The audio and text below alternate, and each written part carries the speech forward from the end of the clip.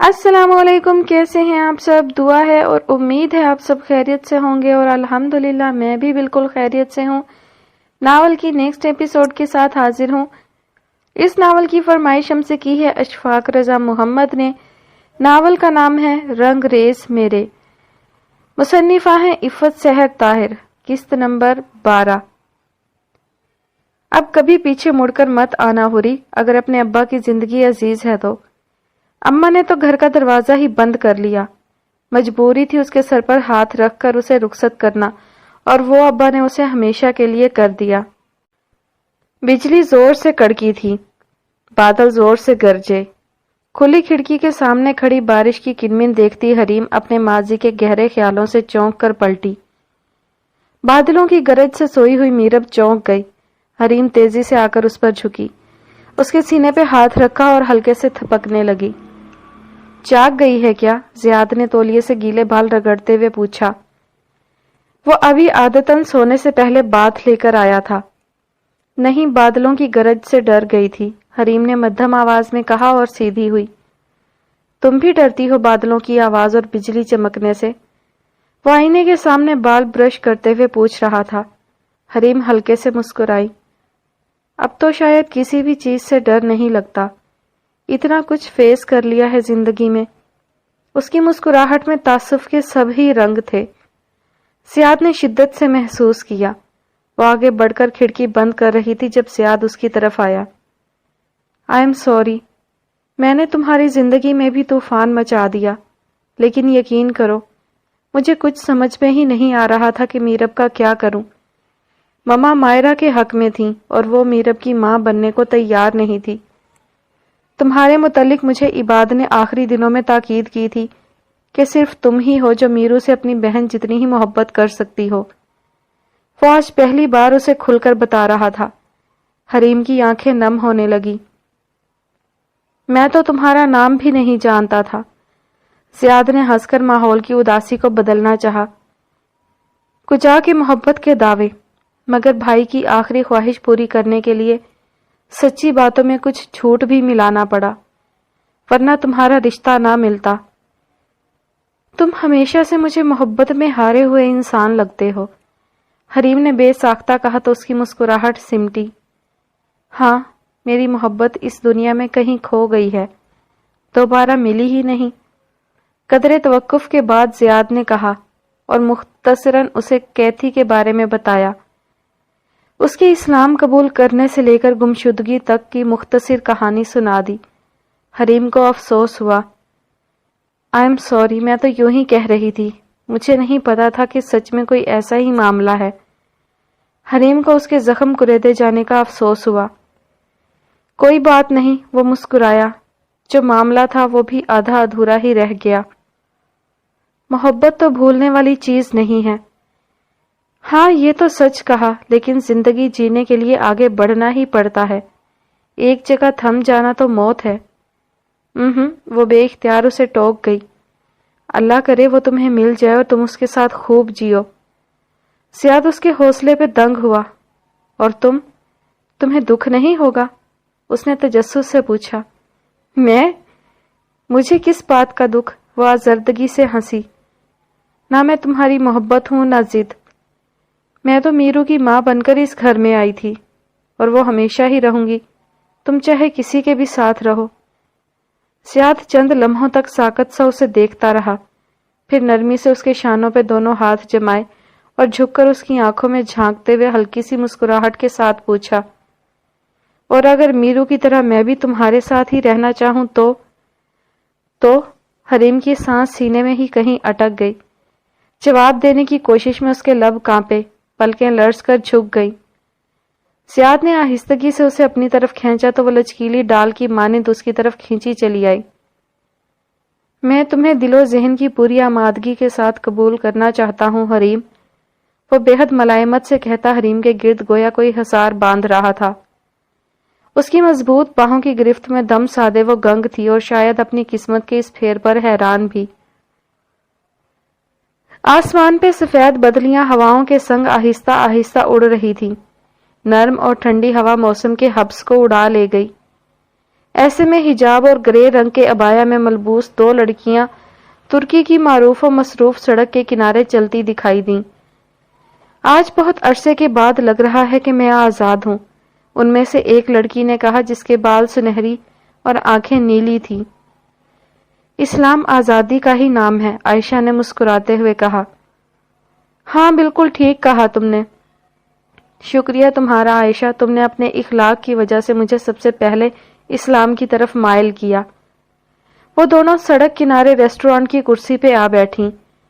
عائشہ نے 2 کریم کافی آرڈر کی تھیں۔ جن کی روح مسلمان ہو وہ جلد یا بدیر کبھی نہ کبھی اللہ کی تعلیمات کو پہچان ہی لیتے ہیں۔ کیتھ، اوہ سوری، آمنہ۔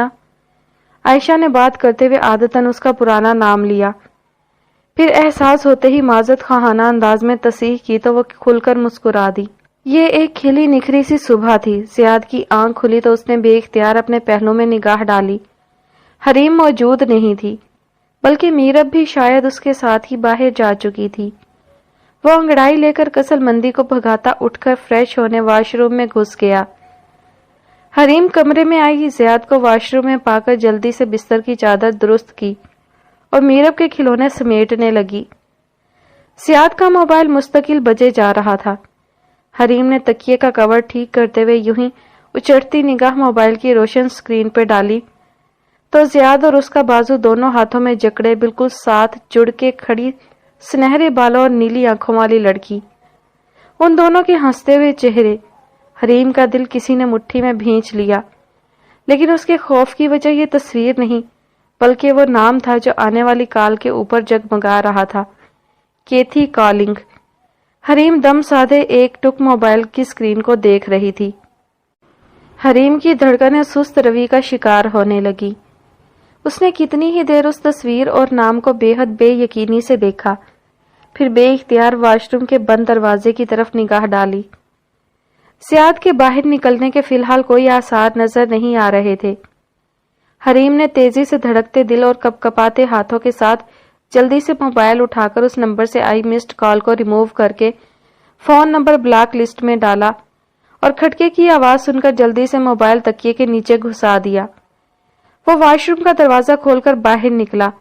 حریم کی رنگت بدلی، وہ جلدی سے پلٹ کر لرزتے ہاتھوں سے یوں ہی خود کو مصروف ظاہر کرنے کے لیے سائڈ ٹیبل کی دراز کھول کر چیک کرنے لگی۔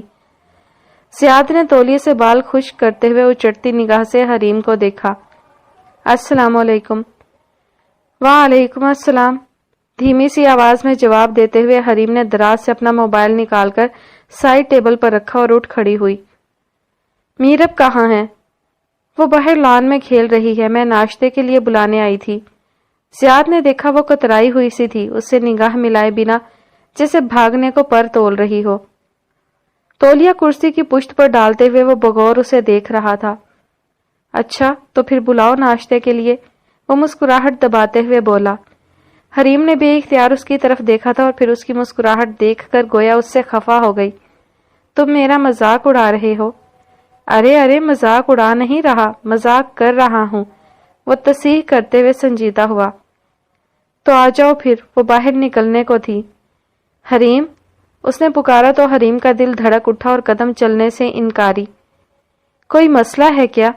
اس کے سوال نے حریم کو مزید سن کیا، بدقت تمام جواب دے پائی۔ نہیں۔ تو پھر پریشان کیوں ہو؟ میں نہیں تو ایسے ہی فتوے مت لگاؤ، کنفیوز کر رہے ہو تم مجھے۔ وہ کوئی راہ فرار نہ پا کر واقعی چڑ سی گئی تو زیاد ہنسنے لگا۔ اچھا ٹھیک ہے، مگر رکو تو، اکٹھے چلتے ہیں ناشتے کے لیے، ایک کپل کی طرح، سب پہ اچھا امپریشن پڑتا ہے۔ حریم کے لیے اس سے نگاہ ملانا مشکل ہوا۔ تم کیتھی سے محبت کرتے ہو یہ مت بھولو۔ اس نے اپنے اس احساس کو رد کرنے کے لیے ایک بالکل ہی غیر متعلق بات کی تو زیاد کی مسکراہٹ سمٹی۔ تمہیں سب سچ بتانے کا مقصد ہمارے آپسی رشتے کو ایمانداری سے استوار کرنا ہے، یہ نہیں کہ تم ان باتوں کو تانے کے طور پہ محفوظ کر لو۔ قدرے توقف کے بعد وہ ناگواری سے بولا تو حریم شرمندہ سے ہوئی۔ یہ تانا نہیں، یاد دہانی تھی۔ وہ گم ہوئی ہے لیکن زندہ سلامت ہے، کبھی بھی لوٹ سکتی ہے۔ حال میں جینا سیکھو مسز، وہ تھی اور تم ہو۔ زیاد نے آگے بڑھ کر اسے شانوں سے تھامتے ہوئے جھک کر اس کی آنکھوں میں دیکھا تو اس نے نظر چرائی۔ ماضی کو بار بار پلٹ کر سامنے مت لاؤ، جینا مشکل ہونے لگتا ہے۔ وہ بہت ضبط سے بولا تو حریم نے کسمسا کر اپنا آپ اس کی گرفت سے چھڑایا۔ اگر وہ گم نہ ہوتی تو شاید آج میری جگہ وہی ہوتی۔ یقیناً زیاد نے سوچنے کا بھی وقت نہیں لیا اور نہ ہی اس کا دل رکھنے کو جھوٹ بولا تھا۔ اچھا، تب کہاں جاتی عباد بھائی کی وصیت اور آخری خواہش؟ وہ نہ چاہتے ہوئے بھی کہہ گئی۔ وہ واقعی میرب کی ماں بن جاتی، تم اسے نہیں جانتی، وہ سراپا محبت ہے۔ زیاد کی لب و لہجے میں موجود یقین نے حریم کو سن کیا تھا۔ مگر وہ مجھ سے کھو گئی، زیاد کے انداز میں محسوس کیے جانے والا کرب تھا۔ اس روز حریم نے کتنی ہی دیر اپنے اور زیاد کے تعلق کے بارے سوچا۔ وہ بہت آسانی سے اسے اپنی زندگی میں شامل کر گیا تھا اور مجھے یہ سب کیسا لگ رہا ہے؟ حریم نے خود کو ٹٹولا تو اپنے اندر بس ایک ٹھہراؤ کی سی کیفیت پائی، جیسے زندگی کی اس موڑ پہ آ کر سب ٹھیک ہو گیا ہو۔ لیکن اب کیتھی کا فون آنے کے بعد اس ٹھہراؤ پہ اچانک ہی وحشت اور خوف غالب آ گیا۔ اف، اب یہ کیتھی، اس کا دل ڈوب کر ابھرا۔ وہ نہیں جانتی تھی کہ زیاد اپنے آپ سے منسلک رشتوں کو کس حد تک جا کر نبھاتا ہے۔ وہ نہیں جانتی تھی کہ اگر کیتھی واپس لوٹ آئی تو حریم مصطفیٰ کہاں کھڑی ہوگی، بلکہ یقیناً کیتھی کے لوٹ آنے پر وہ واپس اسی کی جانب لوٹ جاتا۔ مہوش نے آج اچھے موسم کا فائدہ اٹھاتے ہوئے لان میں ہی لنچ کا انتظام کیا تھا۔ میرب کی بے فکر کلکاریاں پورے لان میں گونج رہی تھیں۔ زیاد کچھ دیر پہلے ہی میرب کو گھوڑے کی سیر کروا کر لایا تھا۔ مہوش اندر کچن میں کھانے کا انتظام دیکھنے گئی تو حریم اٹھ کر لان میں ٹہلنے لگی۔ زیاد اور میرب اب فش پونڈ کے کنارے بیٹھے مچھلی پکڑنے کی کوشش میں تھے۔ رانا نے ایک چھوٹا فشنگ راڈ ان کے حوالے کر دیا تھا تاکہ دونوں اپنے کھیل میں حقیقت کا رنگ بھر سکیں۔ ذرا دیر بعد ان دونوں کی ہنسی فضا میں گونج رہی تھی۔ ہے گرل، اونچی آواز پہ وہ بے اختیار مڑی۔ زیاد نے اسے پکارا تھا۔ اسے پلٹتے دیکھ کر فضا میں ہاتھ ہلا کر اسے بلایا۔ Come here. وہ نہ چاہتے ہوئے بھی ان کی طرف آ گئی۔ ماما، فش۔ میرب بے انتہا خوش تھی۔ کوئی مچھلی کانٹے میں تو نہیں پھنس رہی تھی، لیکن میرب اسی بات پہ خوش تھی کہ وہ مچھلی کا شکار کر رہی ہے۔ میرو نے کتنی مچھلیاں پکڑی ہیں؟ حریم نے اسے خوش کرنے کے لیے تالاب کے کنارے گول پتھروں سے بنی منڈیر پر بیٹھتے ہوئے پوچھا تو وہ مایوس ہوئی۔ ایک بھی نہیں۔ او ہو بھائی، پاپا نے بھی میرو کی ہیلپ نہیں کی؟ پاپا نے ہیلپ کے لیے ہی تو مما کو بلایا ہے، ہم تو ناکام ہو گئے فشنگ میں۔ زیاد نے مسکرا کر کہا تو حریم بد گئی۔ میں کون سا مچھیروں کے ساتھ کام کرتی رہی ہوں؟ اس کی بات پر زیاد کو بے ساختہ ہنسی آ گئی۔ میرب، آپ ریبٹ کے ساتھ کھیلیں، فش کا دل نہیں کر رہا ابھی پانی سے باہر آنے کو۔ مما، فش نہا رہی ہے اس لیے؟ میرب کو الگ ہی توجہ سوجی تھی۔ حریم نے مسکراہٹ دبائی۔ یس، اور جب فش نہا لے گی تب ہم اسے فوراً پکڑ لیں گے، ابھی آپ ریبٹ کے ساتھ کھیل لیں۔ اس کی بات سے متفق ہو کر خرگوشوں کے جوڑے کی طرف بھاگ گئی۔ بچوں کے لیے خوش ہونا کتنا آسان ہے نا۔ تھوڑی دیر محویت سے میرب کو دیکھتے رہنے کے بعد حریم نے رشک سے کہا، کیونکہ بچے کوئی بات دل میں نہیں رکھتے، اپنی فیلنگز کا آرام سے اظہار کر دیتے ہیں۔ زیاد برجستہ بولا تو حریم نے بے ساختہ اس کی طرف دیکھا۔ زیاد نے اس تفہامیہ انداز میں ابرو اچکایا جیسے اس سے کچھ پوچھ رہا ہو۔ حریم کا دل بے ترتیبی سے دھڑکا۔ تمہیں بھی اگر کوئی مسئلہ ہو تو کھل کر بات کیا کرو مجھ سے۔ قربت وہی پائیدار ہوتی ہے جس کی بنیاد میں باہمی اعتماد ہو، جو دل میں ہو وہی زبان پر بھی ہو۔ وہ گہرے لہجے میں بولا تو حریم کو اس کے پاس کھڑے رہنا دو بھر ہونے لگا۔ میں ذرا کچن میں دیکھوں، مہوش بھابھی کو کوئی کام نہ ہو، وہ کہہ کر فوراً ہی اندر کی طرف بڑھ گئی۔ زیاد کی پرسوچ نظروں نے اس کا دروازے میں گم ہونے تک پیچھا کیا تھا۔ اندر آ کر حریم نے اطمینان کی گہری سانس بھری۔ اب زیاد چاہے جس بھی تناظر میں بات کر رہا ہو، حریم کا دھیان کیتھی کا نمبر بلاک کرنے والی اپنی غیر اخلاقی حرکت کی طرف ہی جا رہا تھا۔ اب جب بھی اس کا موبائل ہاتھ لگا سب سے پہلے کیتھی کا نمبر ہی ان بلاک کروں گی۔ مہوش کے ساتھ ٹرالی میں برتن سیٹ کرتے ہوئے اس نے دل ہی دل میں خود سے تہیہ کیا، بھلا اس طرح ڈر کر جینے میں کیا مزہ، جو ہوگا دیکھا جائے گا۔ لیکن اگلے 2-3 روز میں ایک بار بھی اسے یہ موقع نہیں مل پایا تھا۔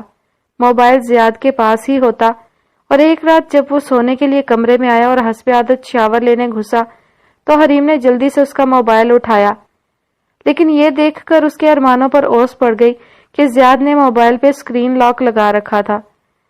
اسے خیال آیا کل جب میرب نے اس کے موبائل کے ساتھ کھیلتے ہوئے غلطی سے کوئی کال ملا دی تھی، تب شاید اس نے یہ احتیاط کی کہ اسکرین لاک لگا دیا۔ وہ مایوس ہو گئی۔ میرب کو سلاتے ہوئے وہ زیاد کے نکلنے سے پہلے سر منہ ڈھانپ کر لیٹ چکی تھی۔ حیان شافع نے سامان سے بھری آخری ٹرالی لڑکوں کے حوالے کی تو وہ جلدی سے کاسمیٹکس کا سامان مختلف ریکس میں رکھنے لگے۔ سٹور میں اکا دکا کسٹمر آنے شروع ہو گئے تھے۔ ابھی مکمل مارکیٹ کھلنے میں وقت تھا۔ حیان کے سٹور کا سامان آج آنا تھا، اس لیے وہ وقت سے پہلے ہی وہاں پہنچ گیا۔ سٹور پہ کام کرنے والے دونوں لڑکے بہت پھرتیلے تھے۔ انہوں نے 2 گھنٹوں میں سارا سامان ترتیب سے ریکس میں جما دیا تھا۔ عائشہ اور آمنہ کے آنے تک دن چڑھ آیا تھا اور حیان شافع نامی سٹور کسٹمر سے بھر چکا تھا۔ حیان نے انہیں گھور کر دیکھا۔ مجھے مت گھورو، یہ جو میری دوست ہے نا، یہ بہت وقت سے تیار ہوتی ہے، اس کا موڈ ہی نہیں بنتا آنے کے لیے۔ عائشہ نے حیان کے کچھ کہنے سے پہلے ہی جلدی سے سارا قصور آمنہ پہ ڈالتے ہوئے کہا تو وہ انہیں نظر انداز کرتی میک اپ کے ریکس کی طرف چلی گئی۔ اسے دیکھ کر اس کی جگہ ڈیوٹی کرتے لڑکے نے شکر کیا اور اپنے کاؤنٹر کی طرف بھاگ گیا۔ کیا ہوا ہے اسے؟ حیان نے آمنہ پر اچٹتی نگاہ ڈال کر بہن سے پوچھا۔ اس کا رابطہ نہیں ہو پا رہا زیاد کے ساتھ۔ ہو سکتا ہے وہ اسے دغا دے گیا ہو، حیان نے بے دردی سے تبصرہ کیا تو عائشہ بھائی کو گھور کر اپنے کاؤنٹر کی طرف بڑھ گئی۔ حیان کوفت سے سر ہلاتا کسٹمر کے سامان کی لسٹ کمپیوٹر میں لکھ کر بل بنانے لگا۔ وقفے کے دوران وہ دونوں لنچ کے لیے نکلیں تو حیان نے عائشہ کو آواز دی، ٹھہرو مجھے بھی جانا ہے لنچ کرنے۔ وہ دروازے پہ وقفے کا کارڈ لگاتا ان کے ساتھ قریبی فوڈ سٹریٹ پہ نکل آیا۔ وہ دونوں لانگ سکرٹس اور حجاب میں ملبوس تھیں۔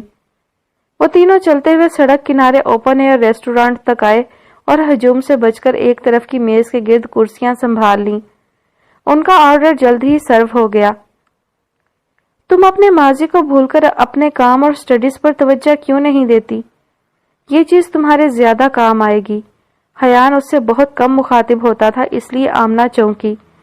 مشورے کا شکریہ۔ نیلی آنکھوں میں خفگی بھرے اسے ایک نظر دیکھ کر وہ اپنے سوپ کے پیالے پہ جھک گئی۔ اسے ترکش کھانے پسند آنے لگے تھے۔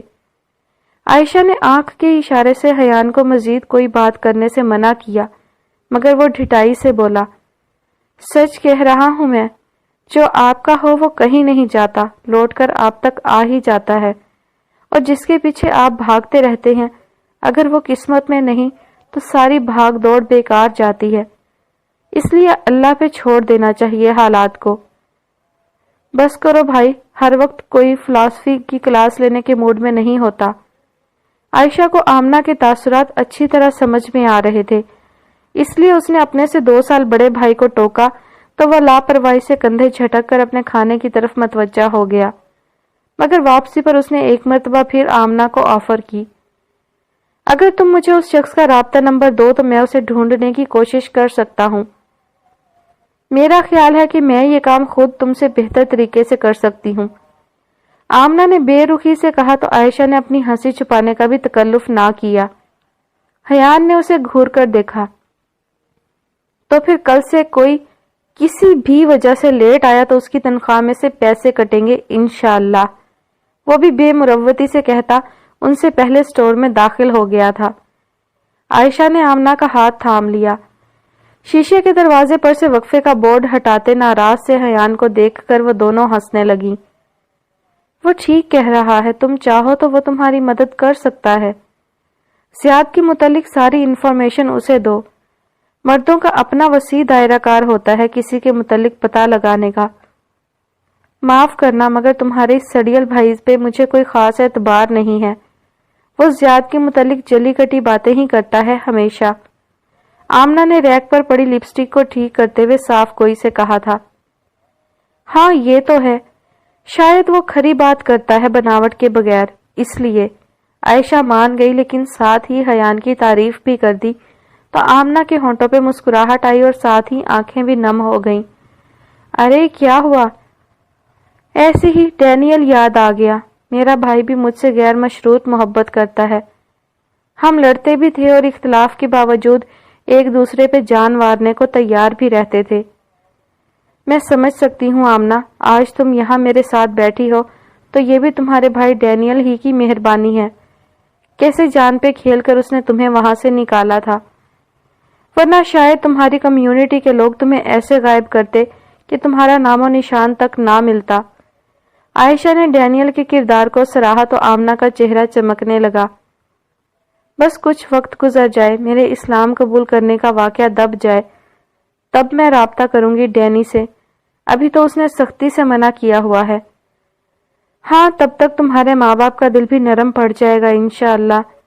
عائشہ نے دل سے دعا کی تھی۔ آمین، بے اختیار کہتے ہوئے روتھ اور پال کا ظالمانہ اور بے اعتنائی سے بھرا انداز یاد کر کے آمنہ کو رونا آنے لگا۔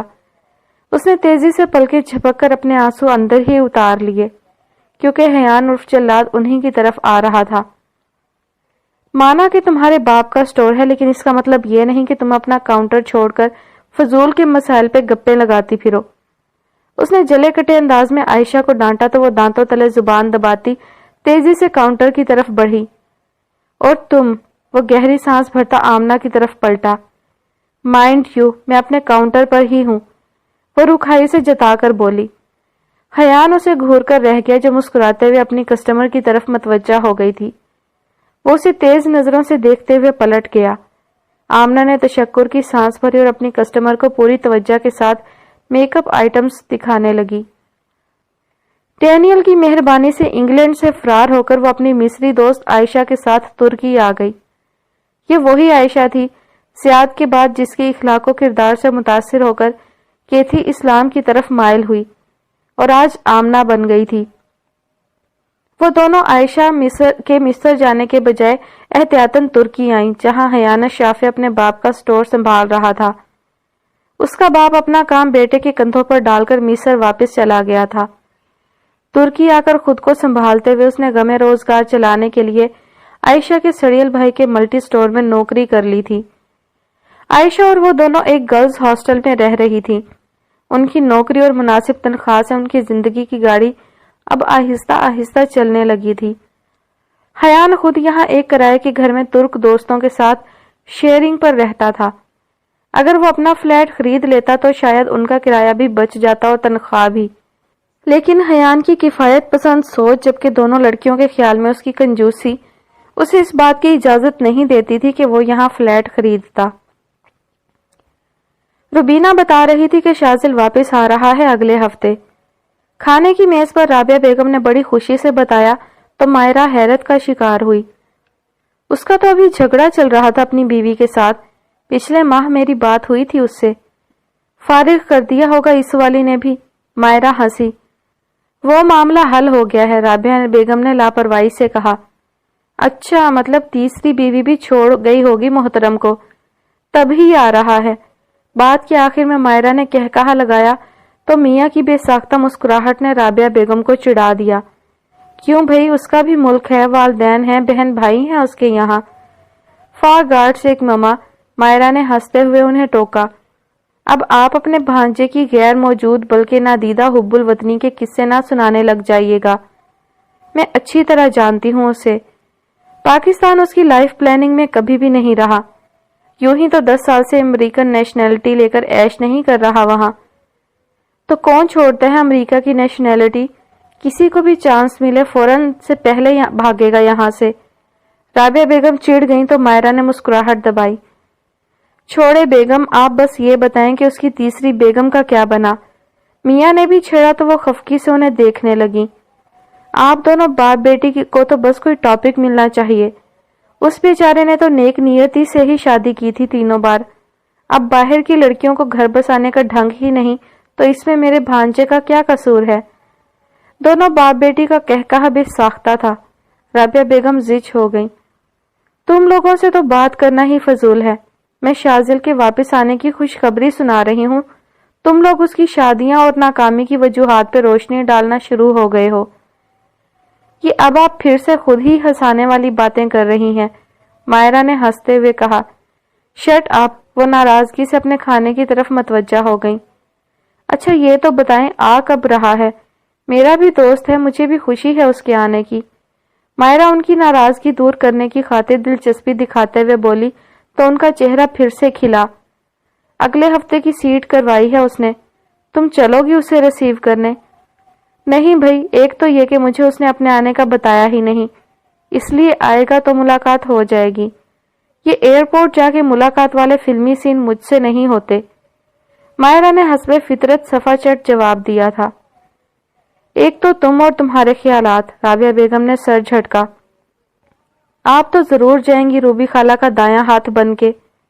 ظاہر ہے میری اس سے تم لوگوں جیسی کوئی خود ساختہ دشمنی تھوڑی ہے۔ ان کے طنز نے دونوں باپ بیٹی کو ہنسا دیا تھا۔ دشمنی تو میری بھی نہیں ہے، لیکن آپ جانتی ہیں کہ مجھے ایئرپورٹ جانا پسند نہیں۔ مائرہ نے ایک بار پھر ان کا دل رکھنے کے لیے انہیں یاد دہانی کرائی تو رابعہ بیگم اس احساس سے خوش ہوئی کہ ان کی پرانی والی مائرہ واپس لوٹ رہی تھی، جو اپنی تمام تر خود پسندی کے باوجود بات کرتے ہوئے کم از کم اپنے والدین کے جذبات کا خیال ضرور کر لیتی تھی۔ ایک بہترین ہفتہ گزار کر وہ رانا اور مہوش سے اجازت لے کر واپسی کے لیے آج نکلنے والے تھے۔ واپسی پہ حریم کی خاموشی کو زیاد نے بہت اچھی طرح محسوس کیا۔ کیا بات ہے، دل نہیں کر رہا واپس جانے کو؟ تو کچھ دن اور ٹھہر جاتے ہیں، وہ مسکراتے ہوئے کہہ رہا تھا۔ حریم گڑبڑائی۔ نہیں ایسی کوئی بات نہیں، واپس تو لوٹنا ہی ہے ایک نہ ایک دن، آج ہی صحیح، اس نے اپنے پورا اعتماد انداز میں لوٹتے ہوئے کہا تھا۔ پھر 2 دن سے یوں گمسم سی کیوں ہو، جیسے کسی بات نے اندر ہی اندر پریشان کر رکھا ہو؟ اس نے احتیاط کے ساتھ گاڑی کا موڑ کاٹتے ہوئے کہا تو حریم جذبز ہوئی۔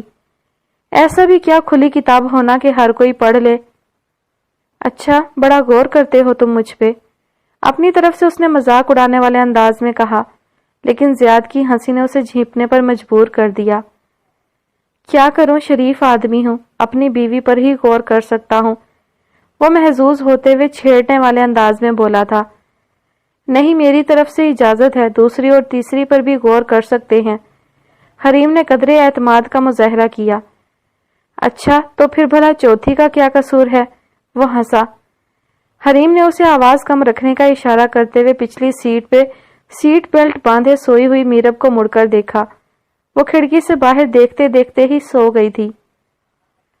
کوئی بھی بیوی میرا نہیں خیال کہ اپنے شوہر کو پابند بنا کر رکھ سکتی ہے، جب تک کہ شوہر خود اس رشتے میں توحید کا قائل نہ ہو۔ میرب کی طرف سے مطمئن ہوتے ہوئے حریم سیدھی ہو بیٹھی اور اس سے نظر ملائے بنا سامنے دیکھتے ہوئے کہا، واہ بڑی فلاسفر ہو تم تو۔ زیاد پھر سے ہنسا۔ اور حقیقت پسند بھی، تم تب ہی تک میرے ہو جب تک کیتھی نہیں مل جاتی۔ حریم نے سینے پہ بازو لپیٹتے ہوئے ظالمانہ حد تک صاف گوئی سے کہا تو زیاد کی مسکراہٹ سمٹنے میں 1 سیکنڈ بھی نہ لگا۔ میری سمجھ میں نہیں آ رہا تمہیں 2 روز سے کیتھی کیوں اتنی یاد آ رہی ہے؟ تمہیں اپنی زندگی کے بارے میں سچ بتانے کا مقصد یہ نہیں کہ اب تم ہر بات پہ اسے میرے منہ پہ مارتی رہو؟ پرسوں بھی منع کیا تھا میں نے تمہیں، وہ بڑی ناگواری سے بولا تو حریم خائف ہوئی۔ میں نے تو یوں ہی ایک بات کی ہے، آئندہ کبھی تم یوں ہی بھی کیتھی کے بارے میں بات نہیں کرو گی۔ اس کی بات کاٹتے ہوئے زیاد نے بہت سنجیدگی سے اسے کہا۔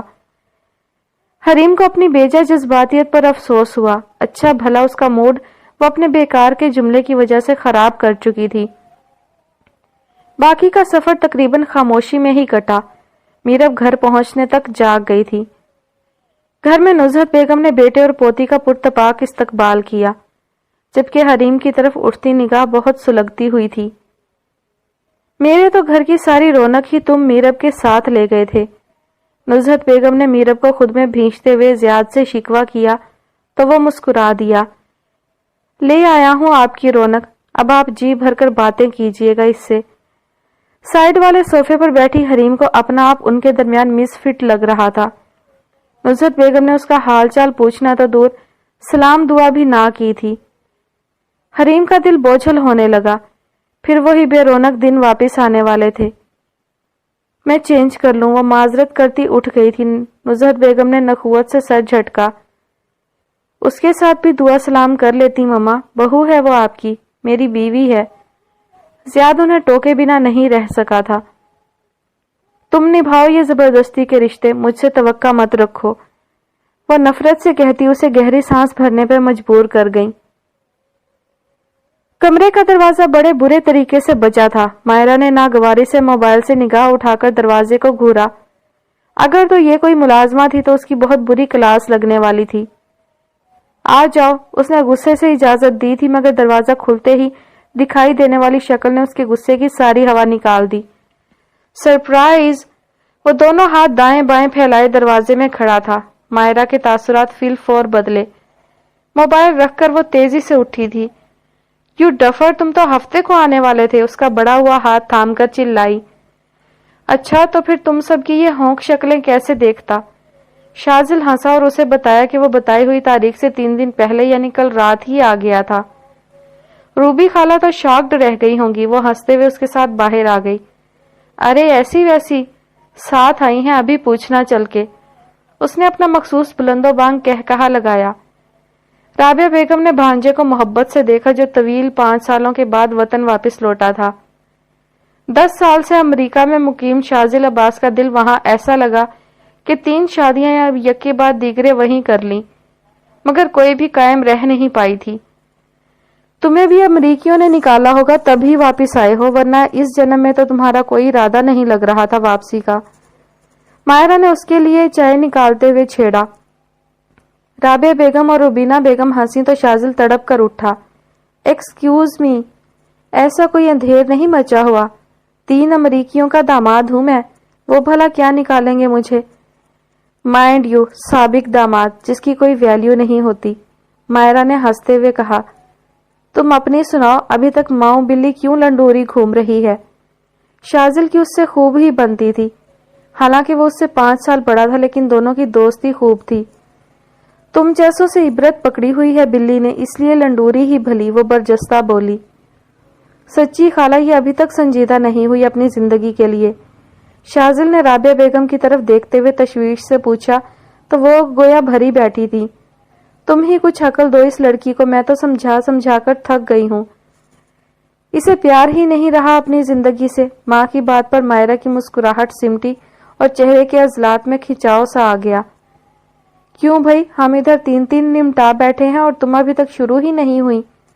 شاذل کا انداز اس قدر مسخرانہ تھا کہ مائرہ کو بے اختیار ہی ہنسی آ گئی۔ تمہارا ریکارڈ تو کوئی نہیں توڑ سکتا۔ مائرہ نے اس کی ٹانگ کھینچی تو روبینہ بیگم حسب عادت ہنسنے لگی۔ چلو اس کا شوق تو پورا ہوا گوری سے شادی کا۔ اچھا چھوڑو یہ فضول باتیں، اب یہ بتاؤ کتنی چھٹی پہ آئے ہو؟ رابعہ بیگم نے موضوع بدلا۔ مائرہ نے پیزا کا پیس نفاست سے پلیٹ میں رکھ کر اسے پیش کیا۔ تھینک یو، فی الحال تو لمبی ہی چھٹی ہے خالہ، دل اکتایا تھا وہاں کے ماحول سے تو بھاگ آیا ہوں۔ 5 سال بعد کچھ جلدی ہی تنگ نہیں پڑ جاتے تم؟ مائرہ نے ہنسی اڑاتے ہوئے کیچپ کی بوتل اسے تھمائی تو اس نے دانت چمکائے۔ اب تو بالکل بھی نہیں جانے دوں گی اسے، تم فکر مت کرو، اس بار اس کا پکا بندوبست کروں گی یہیں پر۔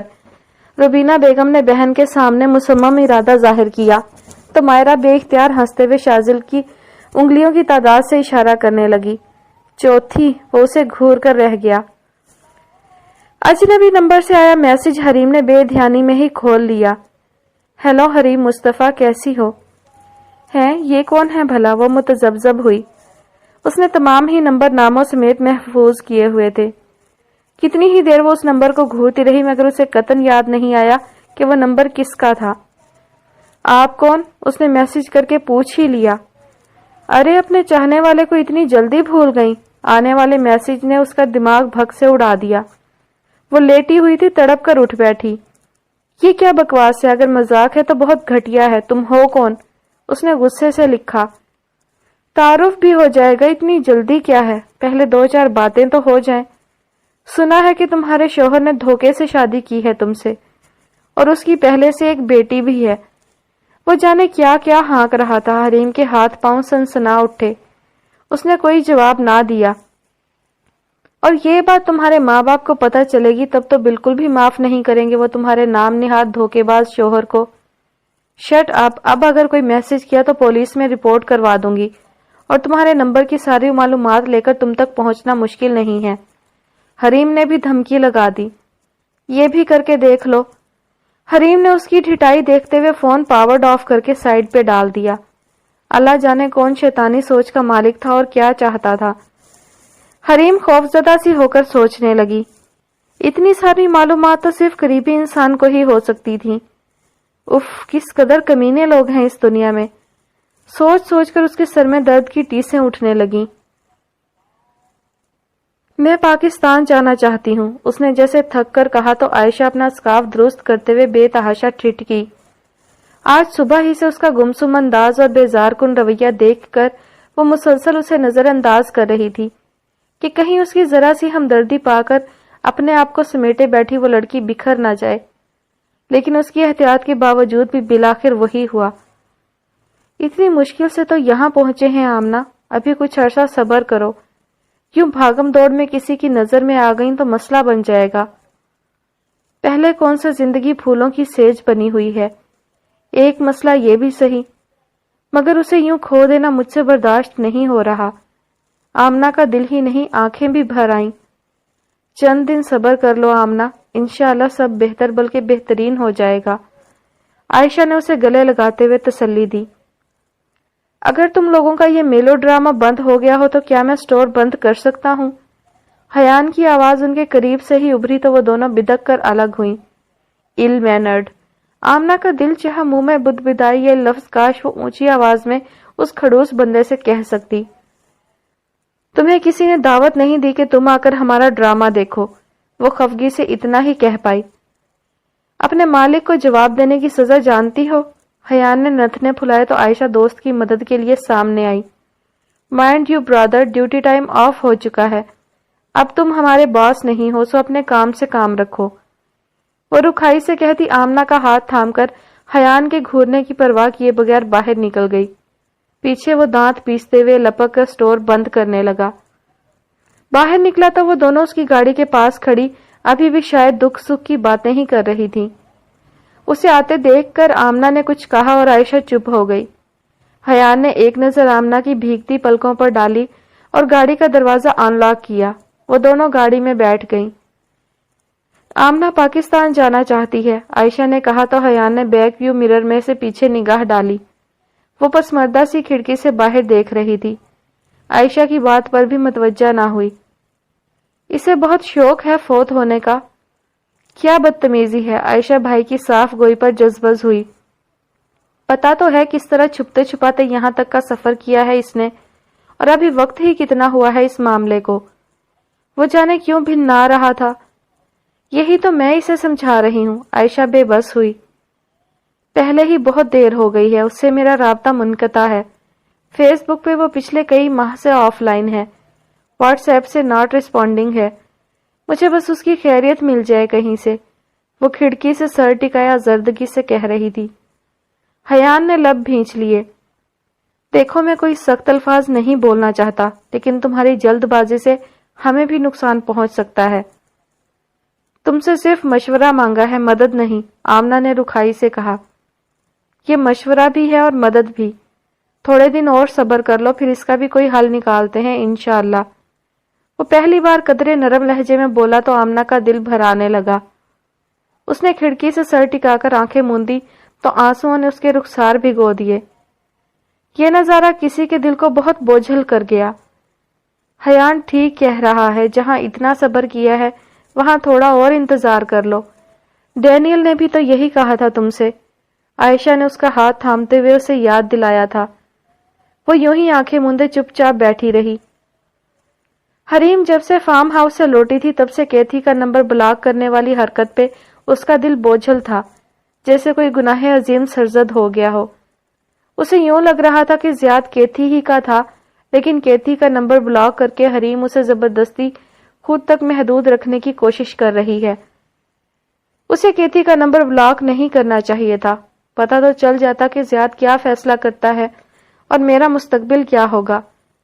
وہ گو مگو کی کیفیت میں تھی. ایک دل کرتا کہ ساری بات زیاد کو بتا دے، اسے بتا دے کہ اس کی کیتھی لوٹ آئی تھی، مگر پھر اپنی بے سرو سامانی یاد آتی. وہ تو نہ سسرال میں رچ بس پائی اور میکے سے ویسے ہی دربدر تھی، تو اگر کیتھی کے لوٹ آنے پر زیاد اسے چھوڑ دیتا تو وہ کہاں جاتی؟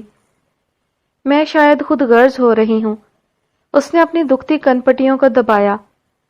مما، میرب ایک دم سے آ کر اس سے لپٹی تو وہ چونک گئی. وہ اچھے موسم کا فائدہ اٹھاتے ہوئے میرب کو لے کر قریبی پارک میں آئی ہوئی تھی. تبھی سجل کو آتے دیکھ کر وہ بینچ سے اٹھ کھڑی ہوئی. میں لیٹ تو نہیں ہوئی؟ سجل مسکراتے ہوئے اس کے گلے لگی. بس تھوڑا سا، وہ مسکرائی. ہیلو لٹل فیری، کیسی ہیں آپ؟ وہ اب میرب کو پیار کر رہی تھی. بالکل اپنی ماں جیسی ہے، نازک اور حسین. میرب کو دوسرے بچوں کی طرف بھاگتے دیکھ کر سجل نے حسرت سے کہا. نرمین کے ذکر پر حریم کی آنکھیں نم ہوئیں. تم کیسی ہو؟ پتا نہیں، وہ تھک سی گئی. کبھی لگتا ہے کہ اب سب کچھ ٹھیک ہو گیا ہے اور پھر اچانک جیسے بند گلی میں آ کر کھڑی ہو جاتی ہوں. کچھ سمجھ میں نہیں آ رہا کہ کیا کروں. ساری بات سجل کو بتانے کے بعد وہ آزردہ تھی. تم نے ٹھیک کیا ہے حریم. کیتھی بے شک اسی جگہ کھڑی ہے لیکن زیاد وہاں سے آگے بڑھ چکا ہے. اس کی اب اپنی الگ زندگی ہے. یہ قدرت کے فیصلے ہیں، جیسے چل رہا ہے اسے چلنے دو، خود کو الزام مت دو. لیکن مجھے فیصلہ زیاد پہ چھوڑنا چاہیے تھا سجل. اس طرح تو ہر پل کچھ نہ ہو جائے والی تلوار لٹکا لی ہے میں نے اپنے سر پر. تم سے شادی کا فیصلہ بھی زیاد ہی کا ہے، وہ بھی زبردستی. اب وہ اس سے پھر نہیں سکتا. تب اگر کیتھی موجود ہوتی تو وہ وصیت کو چھوڑ کر کیتھی سے ہی شادی کرتا. یہ بات وہ مجھے خود بتا چکا ہے، حریم نے کرب سے کہا. لیکن کیتھی موجود نہیں تھی حریم. سجل نے تحمل سے اپنی بات پر زور دیتے ہوئے کہا. حریم اسے دیکھنے لگی. کیا مجھے دیکھنا نہیں چاہیے کہ زیاد کی کیا چاہت ہے؟ مجھے اپنا آپ چور اور مجرم لگ رہا ہے. نہ جانے کیتھی کس مشکل میں تھی اور میں نے اس کا رابطہ نہیں ہونے دیا زیاد سے. جتنی زیادہ تمہاری ناقابل یقین لائف گزر رہی ہے نا، یقین کرو حریم تم زیادہ مشکل میں ہو. سجل نے اسے احساس دلایا. اور اگر وہ آ گئی تو؟ کل کے خدشات میں اپنے آج کو برباد مت کرو. جتنا وقت ملا ہے اس میں کوشش کرو اپنے گھر اور اپنے شوہر کے دل میں جگہ بنانے کی، ایسے کہ کسی کے آنے جانے سے تمہیں کوئی فرق نہ پڑے. پتہ نہیں سجل، لیکن مجھے یوں لگتا ہے میری زندگی دوسروں کے فیصلوں کی محتاج ہے. مجھے موقع ہی نہیں ملتا کہ میں اپنے لیے کچھ کر سکوں اپنی مرضی سے. وہ بے بس ہوئی. سب ٹھیک ہو جائے گا، بس تم اپنے آپ کو مضبوط بناؤ. زیاد وسیم کی بیوی ہو تم، اسی حیثیت سے سوچا کرو. سجل نے اسے حوصلہ دیتے ہوئے اس کا ہاتھ تھپ تھپایا. مما، میرا بچوں کے ساتھ کھیلتے ہوئے خوشی اور جوش سے اسے پکار رہی تھی. سب سے بڑھ کر یہ کہ تم میرب کی ماں ہو. اس کے ساتھ تمہارا خون کا رشتہ ہے حریم، جو اور کسی کا نہیں ہو سکتا. اور خوش قسمتی سے یہ بات زیاد بھی بہت اچھی طرح سمجھتا ہے. سجل مسکرا رہی تھی. ان دونوں کی نظریں سائیڈ پہ پھسلتی میرب پر تھیں. حریم کا دل اس کی بات پر ٹھہر سا گیا. وہ دوپہر کا کھانا تیار کروا کر باہر نکلی تو لاؤنج میں مائرہ کے ساتھ ایک خوش شکل 28-30 سالہ نوجوان کو دیکھ کر جھجک سی گئی. مگر چونکہ ان سب کی نظر اس پر پڑ چکی تھی تو حریم نے سر ہلا کر سلام بھی کر دیا. وعلیکم السلام بھائی، یہ نیا چہرہ کون ہے؟ بقول مائرہ، شازل عباس کی زبان تو ویسے بھی کھجلی زدہ تھی. نصرت بیگم کی مسکراہٹ سمٹی. اوکے، یعنی زیاد کی وائف ہیں، آپ کی بہو؟ شازل نے نصرت بیگم سے خوش دلی سے پوچھا تو ان کا چہرہ تاریک ہوا، لیکن کوئی جواب دیے بغیر وہ بس مسکرا دیں. مائرہ نے دانت پیسے. وہ آج عباد اور نرمین کی تعزیت کے لیے آیا تھا، لیکن اس کا یوں حریم کو توجہ دینا مائرہ کو زہر لگا. ہاں فی الحال، مائرہ کہہ کر خود ہی ہنسی. شازل نے اس کے بدتمیزانہ انداز پر پہلے بہت بے اختیار ہو کر نصرت بیگم اور پھر حریم کو دیکھا. نصرت بیگم تو یوں ہی گردن اکڑا کر بیٹھی بھتیجی کا جملہ انجوائے کر رہی تھی، لیکن حریم کی رنگت ضرور بدلی. وہ تیزی سے وہاں سے گزر گئی تھی. واٹس دس ربش یار، یہ مذاق تھا یا؟ شازل الجھ کر مائرہ کی طرف پلٹا. یہ اس لڑکی کی حیثیت ہے اس گھر میں جو اپنی بہن کی جگہ پر کرنے کے لیے لائی گئی ہے، صرف اس کی بچی کی دیکھ بھال کے لیے. وہ تنفر سے بولی۔ پھر تو بہت مستحکم حیثیت ہے اس گھر میں اس کی، ایک لاوارث بچی کی ماں بن کے آئی ہے وہ۔ شاذل توصیفی انداز میں بولا۔ لاوارث کیوں؟ خیر سے دادا دادی چچا سب ہیں اس کے۔ نصرت بیگم نے پہلو بدلا۔ لیکن پھر بھی اس کے لیے ماں کی کمی محسوس کی گئی آنٹی، تو اس کا مطلب یہی ہوا کہ ماں باپ کے رشتہ کا موجود ہونا سب سے زیادہ امپورٹنٹ ہے۔ وہ 10 سال امریکہ جیسے ملک میں گزار کر آیا تھا، جو دل میں آیا بلا جھجک کہہ ڈالا۔ اب وہ اتنی بھی امپورٹنٹ نہیں ہے کہ تم اس کے حق میں تقریر کرنی شروع کر دو، بس ایک زبردستی کا سودا ہے۔ سیاد بیچارہ تو بھائی کی وصیت نبھا رہا ہے، تمہیں بتایا تو تھا۔ جو بھی ہے اب اس کی بیوی ہے وہ۔ شاذل نے شانے جھٹکے۔ نصرت بیگم اس کی باتوں سے سخت بے آرامی محسوس کر رہی تھی۔ دراصل انہوں نے عباد سے لے کر اب زیاد تک مائرہ کو اتنی شدت سے بہو بنانے کا سوچا تھا کہ انہیں اس گھر میں حریم کی اہمیت دکھائی ہی نہیں دیتی تھی۔ ان کی سمجھ میں نہیں آتا تھا کہ ان کا بیٹا اب اپنی زندگی میں پرسکون ہے اور میرب بے وجہ روتی دکھائی نہیں دیتی، ہر وقت صاف ستھری سجی سوری گڑیا کی طرح چہکتی پھرتی ہے۔ انہیں صرف مائرہ کی ناکام زندگی کا دکھ تھا، انہیں نرمین کا مائرہ کی خوشیوں پہ شب خون مارنا یاد تھا، اور اب حریم کا ان کی خواہش کے برخلاف سیاد کی زندگی میں شامل ہو جانا۔ ایسے میں وہ بس کسی بھی طریقے سے مائرہ کی خوشیاں واپس اسے لوٹانا چاہتی تھی۔ اس لیے انہیں یہ لڑکا خاص پسند نہیں آیا تھا جو ان کے منہ پر بیٹھ کر انہیں غلط اور حریم کو صحیح ثابت کرنے کی کوشش کر رہا تھا۔ شاذل کی باتوں کی وجہ سے ہی مائرہ جلد ہی اسے لیے وہاں سے اٹھ گئی۔ بہت ill mannered ہو تم، وہ گاڑی ڈرائیو کرتے ہوئے بھنائی ہوئی تھی۔ شکریہ، پر یہ ایوارڈ کس لیے؟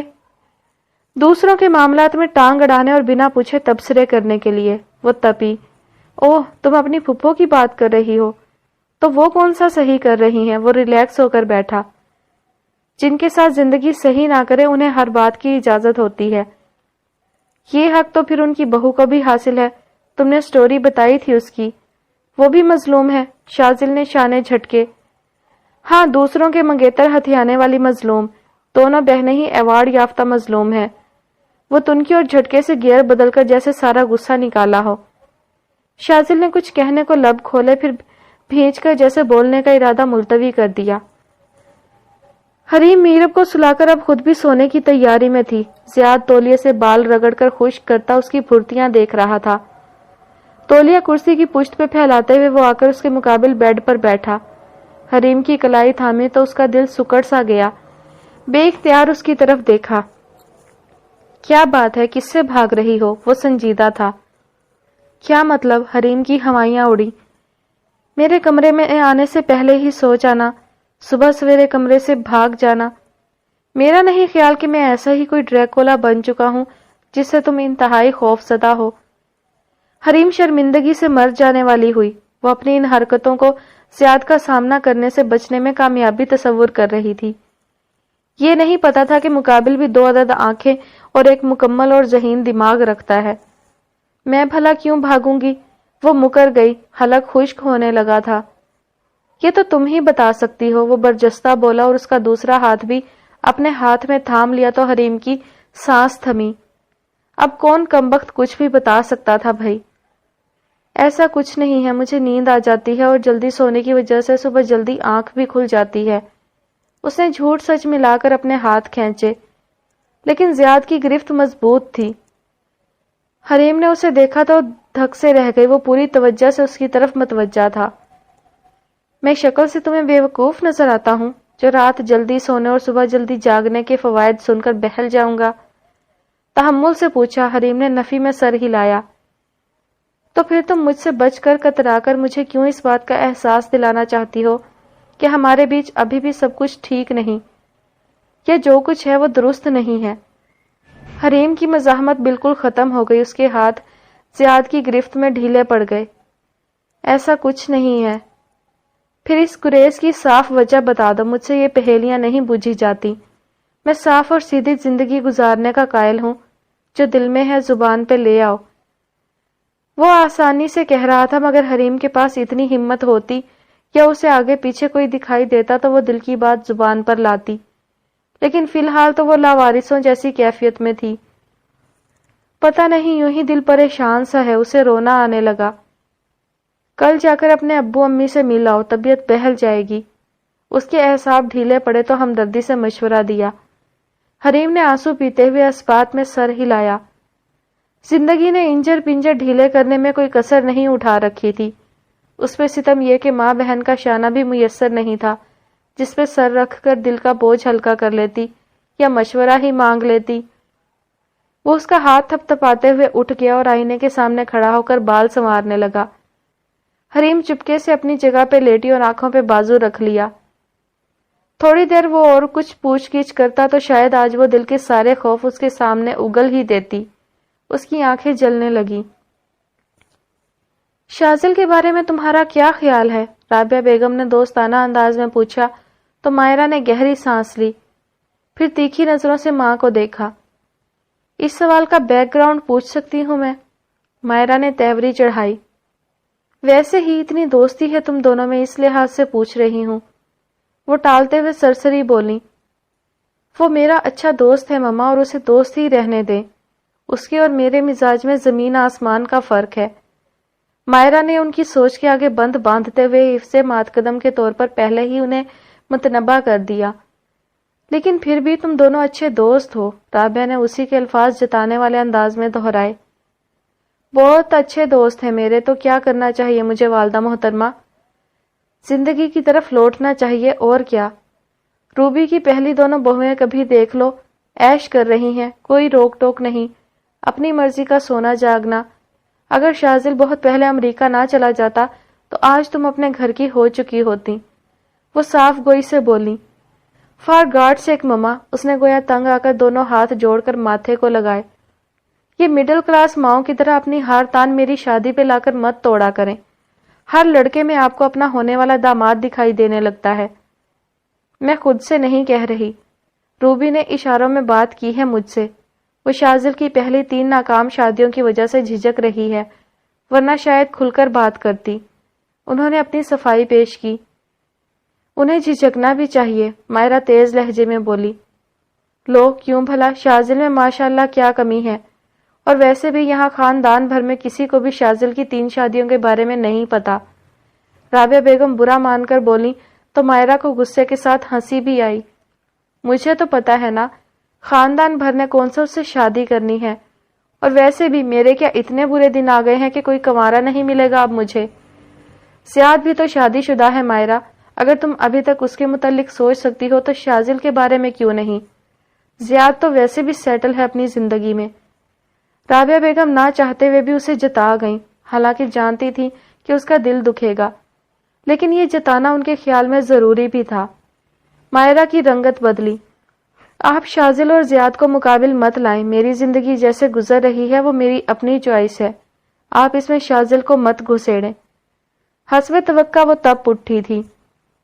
میرا تو کام تھا تمہیں برا بھلا بتانا میری جان، جس پہ وہاں لٹائے جاتے ہیں جہاں انسان کی قدر ہو۔ تمہاری پھپھو بھی اندھی ہو چکی ہیں تمہاری محبت میں، نہ اپنی بہو کو پوری زندگی گزارنے دے رہی ہیں نہ تمہیں، اور یہ کوئی اچھی بات نہیں ہے۔ رابعہ بیگم نے تنگ آ کر کہہ ہی دیا جو کتنے ہی عرصے سے ان کے دل میں تھا، اور وہ مائرہ کی دل آزاری کے خیال سے زبان پر نہیں لاتی تھی۔ لیکن اب جبکہ شازل کی صورت انہیں اس دلدل سے بیٹی کو نکالنے کا موقع دکھائی دیا تو وہ ہر ممکن قدم کرنا چاہتی تھی جس سے مائرہ کو عقل آ جائے۔ مائرہ غصے کے مارے بنا کوئی جواب دیے وہاں سے چلی گئی تو وہ سر تھام کر بیٹھ گئی۔ یا اللہ ان پھپھی بھتیجی کو ہدایت دے، ان کے دل سے دعا نکلی تھی۔ نصرت بیگم سے بھی اب صاف لفظوں میں بات کرنے کا انہوں نے سوچ لیا تھا، جو بیجا ضد کے پیچھے نہ بیٹے کا گھر بسنے دے رہی تھی اور نہ ہی مائرہ کو کسی اور طرف دھیان کرنے دیتی تھی۔ آج ان کی روبی خالہ کے گھر دعوت تھی۔ خالہ کی دونوں بیٹیاں اپنے میاں اور بچوں سمیت مدعو تھیں۔ روبی خالہ کے دونوں بیٹے اور بہویں شان محفل بنے ہوئے تھے۔ مائرہ بھی اپنی فیملی کے ساتھ موجود تھی۔ بہت اچھے ماحول میں کھانا کھایا گیا، ہنسی مذاق گپیں۔ ایسے میں سب کو اپنے آپ میں مکمل دیکھ کر مائرہ یکدم ہی جیسے خود ترسی اور کنوتیت کا شکار ہوئی۔ وہ سب سے پہلے کھانا ختم کر کے اٹھ گئی۔ تنہائی ملتے ہی اپنی بے رنگ و اجاڑ زندگی پہ آزردہ ہونے لگی۔ جذباتیت کی اس سارے سفر میں اس کے ہاتھ بھلا کیا لگا تھا؟ تنہائی اس کی ہم سفر بنی، نارسائی کا دکھ ملا اور بس۔ کیا یار کزن بوریت پھیلا کر رکھی ہے، کیوں اٹھائی ہو؟ اندر اتنے مزے کی سیٹنگ چل رہی ہے، سویٹ ڈش اور چائے باقی تھی ابھی۔